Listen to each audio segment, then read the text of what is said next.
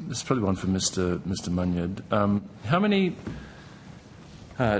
employees have contracts due to expire in the next 6 months? Term employees. Well, I might have to take that on notice, Senator. Sure. I don't. We have we have approximately 1,000 staff as term employees at the moment, but I don't know how many of those have an expiry in the next 6 months. I'll have to take that on notice. Okay. Maybe on notice, if you can give me sort of a 6 month, 12 month. What's the average term length? We typically employ our researchers on a term length of around 3 years. Can be around that. Okay. And of those 1,000 contracts due to expire, how many are expected not to be renewed?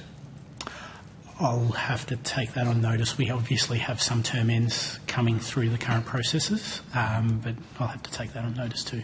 And are they part of that 350 we were talking about earlier? There's some term ends that are a part of that 300 to 350. They're not all redundancies through that 300 process.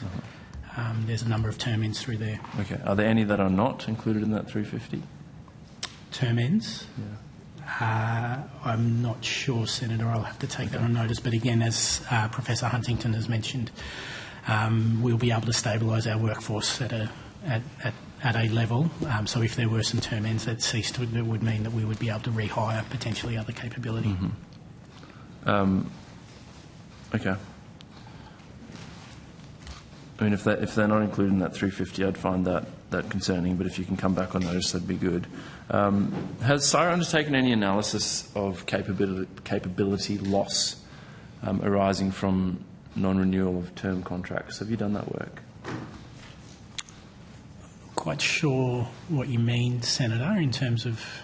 We've got 1,000 people on term contracts, and I assume there's a mix of some pretty impressive skills and capability amongst those 1,000. Have you looked at what it would mean in terms of the loss of talent from CSIRO if you're not able to renew those 1,000? Dr. Mayfield for that. Just to probably give you some context there, Senator, each of our research units typically run a capability committee where they look at resourcing within that research unit and how it's deployed against projects.